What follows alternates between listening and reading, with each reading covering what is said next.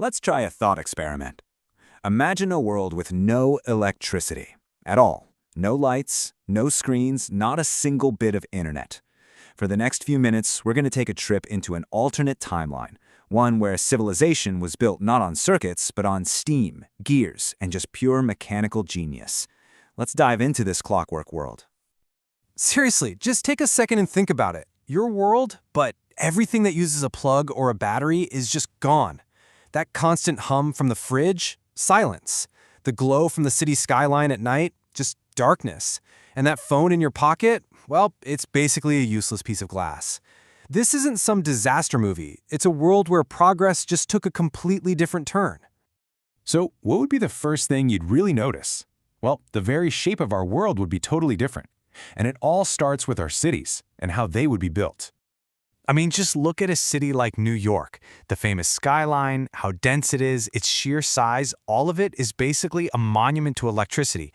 Our ambition to build upwards is completely dependent on having reliable power 24/7. And get this, 176 kilometers. That's the combined height of all the tall buildings in New York City alone. That is a mind-boggling amount of steel and glass, all of it put there by an almost unimaginable amount of energy. And that right there is the million-dollar question, isn't it? How on earth do you do it? How do you get water up to the 80th floor? How do you lift steel beams that weigh tons? And maybe most importantly, how do people even get to their apartments once the thing is built? The short answer is, well, you don't. Without electricity, our cities would have to spread outwards, not upwards. Buildings would probably top out at just a few stories, and once the sun went down, the city would become incredibly dark and quiet. The whole 24/7 hustle of modern life, it just couldn't exist. Your entire life, work, socializing, everything, would be dictated by sunrise and sunset. But, a lack of electricity doesn't mean a lack of innovation. Not at all. Humanity is just endlessly creative. So, what would we use instead? Well, welcome to the age of mechanical and chemical power. Progress would just look different. It would be way more tangible. Instead of tiny silicon chips, picture massive room-sized computers all driven by gears, clicking and whirring away. Messages wouldn't fly through the air wirelessly. Nope, they'd be shot across cities in pneumatic tubes. And our power grid, it would be a physical thing, a complex web of belts, hydraulics, and drive shafts. Technology would be something you could actually hear and feel working. So let's zoom in on one of these technologies, pneumatic power. The idea is actually pretty simple, but it's brilliant. You compress a bunch of air at a central station, and then you pipe it all around a city, just like we do with water or gas, to power everything from factory machines to dentist drills. And get this isn't just some steampunk fantasy. It was real. For more than 100 years, the city of Paris actually ran on a massive compressed air network. And for a long, long time, it was a serious competitor to electricity.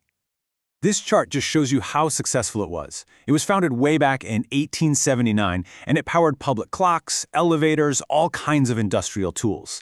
At its absolute peak, it was serving almost 10,000 different clients, and it only shut down in 1994. Think about that. An entire city powered by air.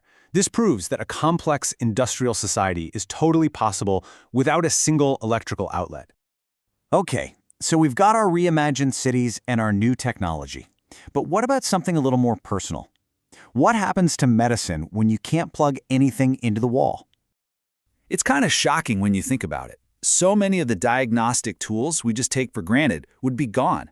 X-rays, ECGs for your heart, CT and MRI scans for detailed imaging, all of them depend on really complex electrical systems. Without electricity, a doctor's ability to see what's going on inside your body without actually, putting you open would be incredibly limited. Diagnosis would have to rely almost completely on observation, deep experience, and just a really finely honed intuition. But here we go again. Innovation wouldn't just stop, it would just pivot. Instead of electronic pacemakers, maybe we'd see these incredible, super precise clockwork hearts. Surgery might involve tools powered not by electric motors, but by really sophisticated hydraulic systems.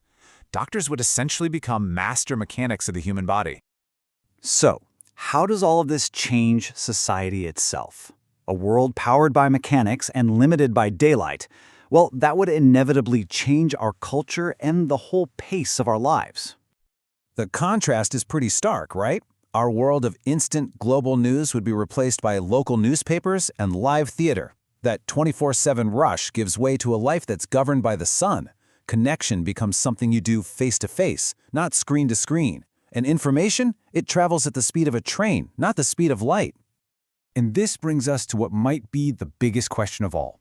In this very mechanical world, could humanity ever actually discover electricity? Could this alternate timeline eventually find its way back to ours? Our entire electrical world really stands on the shoulders of giants. People like Michael Faraday, who found that hidden link between magnetism and electricity, Thomas Edison, who figured out how to sell it, and Nikola Tesla, who dreamed of cutting the cord entirely. These weren't foregone conclusions. They were these incredible moments of pure genius. And you have to wonder, in a world that's so invested in mechanical science, would anyone even be looking for this weird, invisible force? All that scientific curiosity might be focused somewhere else entirely. The discovery could be delayed for hundreds of years. Or maybe, just maybe, it would never happen at all. So after our little trip down this alternate path, what's the final picture? When we put all the pieces together, what does this world without a single spark really look like? Okay, so here are the big takeaways. Our cities are flatter, and they're ruled by the rhythm of day and night. Our technology is this incredible marvel of gears and steam, something you can actually see and touch. Information and people, they just move slower. Life in a lot of ways is simpler and more local, but also much harder without the conveniences and medical safety nets we depend on. It's not necessarily a worse world, just a profoundly different one. And that leaves us with one last fascinating question. What does advanced even mean? Is it how fast our data travels? Or is it the sheer ingenuity of our clockwork machines? It kind of forces you to rethink your own definition of progress. Maybe in that alternate world, there's an inventor right now looking up at a thunderstorm, seeing a bolt of lightning, and for the very first time asking, what if? And maybe a whole new revolution is just about to begin.